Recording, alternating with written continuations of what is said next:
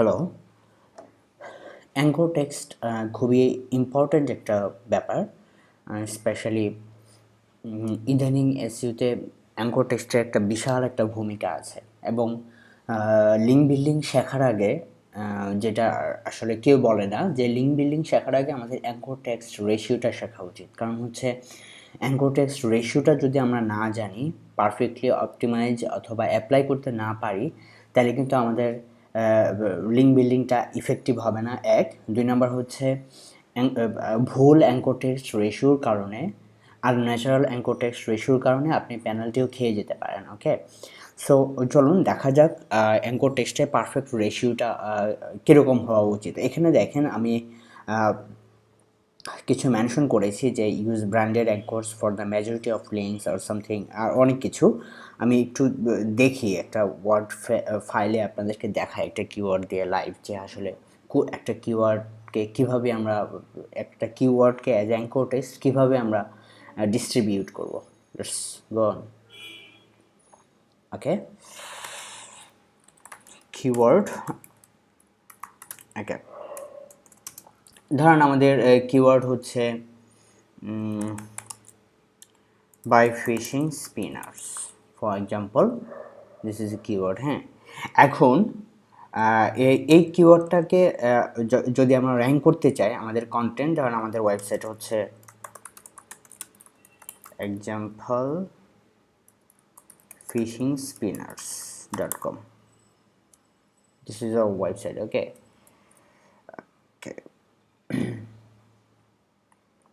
আচ্ছা বল করি।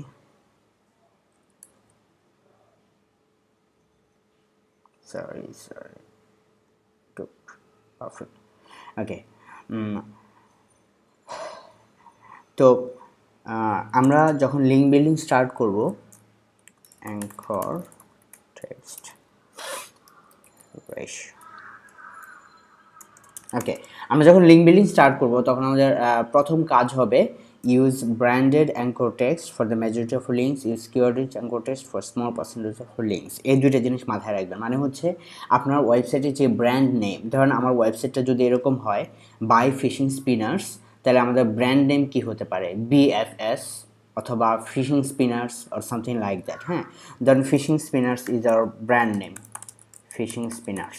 So most of the time আমরা ফিশিং স্পিনার্স ইউজ করবো। আমাদের যে target keyword by fishing spinners, এটা খুব কম ইউজ করব আমরা, এবং কত পার্সেন্ট সেটাতে আমরা পরে আসতেছি। বাট প্রথমে মনে রাখবেন যে ব্র্যান্ডেড টার্মস, আপনার ওয়েবসাইটে যে ব্র্যান্ডেড টার্মস, ধরেন বাংলাদেশে যদি আমরা বলি দারাজ, হ্যাঁ, তো দেখবেন যে দারাজের যে ব্যাকলিঙ্ক প্রোফাইল যদি আপনি চেক করেন, Daraz most of the backlinks পেয়েছে দারাজ এই শব্দটা থেকে। আমরা যদি সেম উদাহরণটা দেই এখানে আমাদের কিওয়ার্ড রেশিওতে, অ্যাঙ্কর টেক্সট রেশিওতে, তাহলে আমাদের মোস্ট অফ দ্য অ্যাঙ্করে আমরা আমাদের ব্র্যান্ড টার্মটা রাখবো এবং খুব কম সংখ্যক যায় আমাদের এক্সাক্ট কিওয়ার্ডটা রাখবো।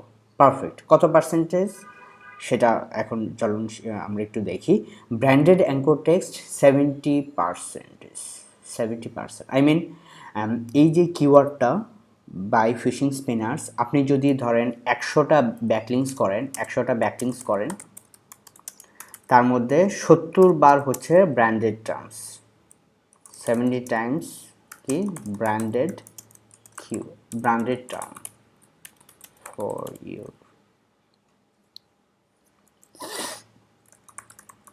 ওয়েবসাইট।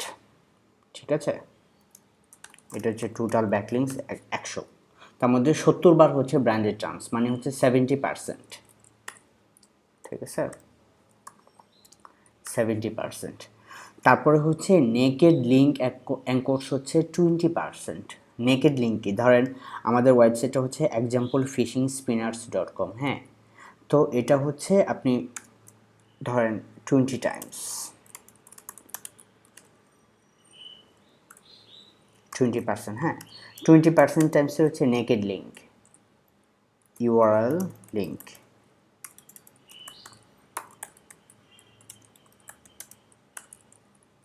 মানে হচ্ছে আপনি যেখান থেকে লিঙ্ক নিয়ে আসবেন ওখানে শুধু আপনার এই ইউআরএলটা অ্যাঙ্কর করা থাকবে।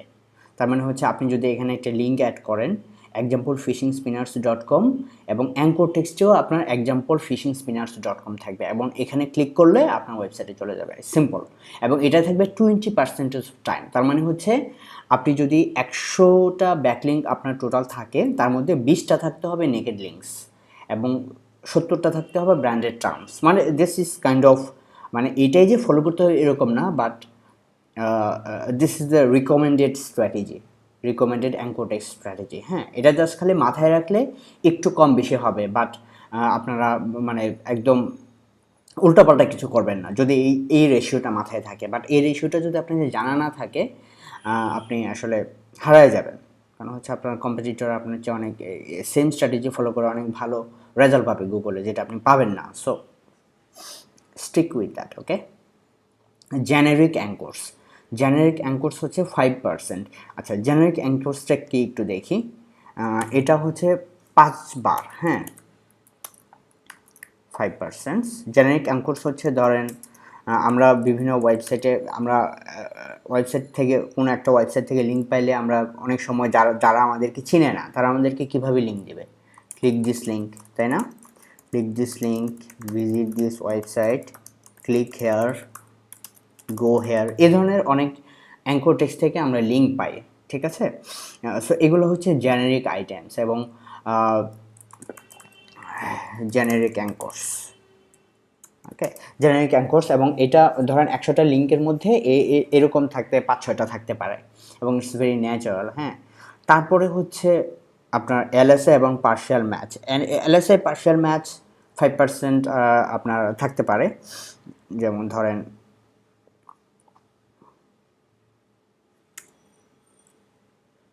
এটা 5 টাইমস দিলাম, 5 to আপনার 7% আই থিঙ্ক, ওকে। এটা হচ্ছে এলএসআই আর পার্শিয়াল ম্যাচ অ্যাঙ্কর্স। এটা মানে হচ্ছে ধরেন আপনার কিওয়ার্ডটা কী ছিল, বাই ফিশিং স্পিনার্স, হ্যাঁ, তো এটা পার্শিয়াল ম্যাচ কি, চিপ ফিশিং স্পিনার্স, ঠিক আছে? আচ্ছা, fishing spinners USA, fishing stores, fishing blog for spinners, okay. এখানে দেখেন আমার কিওয়ার্ডটা হচ্ছে বাই ফিশিং স্পিনার্স। সো আমি এক্সাক্ট কিওয়ার্ডটা ইউজ না করে আমি যেটা করছি কিছু এলএসএ মানে লেটেন্ট সিমেন্টিক ইন্ডেক্সেশন, মানে একটা লং টেল কিওয়ার্ড এবং পার্শিয়াল ম্যাচ কিওয়ার্ড ইউজ করছি। যেমন cheap fishing spinners, fishing spinners হচ্ছে আমার মেইন কিওয়ার্ড থেকে আসছে এবং চিপটা আমি এক্সট্রা অ্যাড করছি।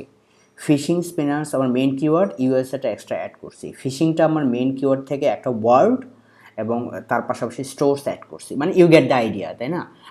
আপনি যে নিশটা নিয়ে কাজ করবেন বা যে কিওয়ার্ডটা নিয়ে কাজ করবেন, আপনি কিওয়ার্ড রিসার্চ করার সময়ই এই ধরনের প্রচুর এলএসএ টার্মস অথবা পার্শিয়াল ম্যাচ টার্মস আপনার কিওয়ার্ডের সাথে পার্শিয়াল ম্যাচ করে এরকম কিওয়ার্ডগুলো পাবেন। এগুলো আপনার 5 থেকে 7%, ওকে।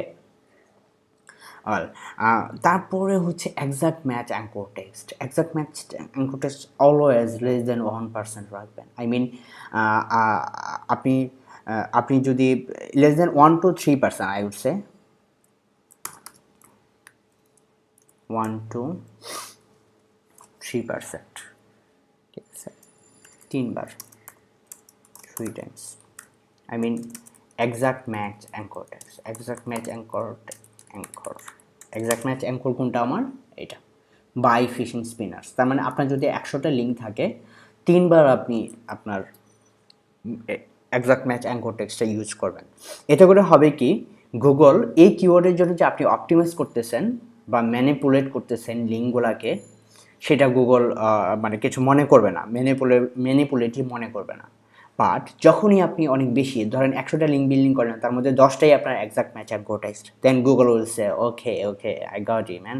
আর so this is the thing, okay. So আমরা যখন একটা লিঙ্ক বিল্ডিং শুরু করব তখন এই exact same strategy, same method আমরা ফলো করবো এবং সেম অ্যাঙ্কর টেক্সট যে রেশিওটা আমি আপনাদেরকে দেখালাম সেটা ফলো করবেন প্লিজ। তাহলে আপনাদের ভয় পাওয়ার কোনো কারণ নাই এবং পেনাল্টি খাওয়ার কোনো সম্ভাবনা নাই। So stay tuned, bye bye.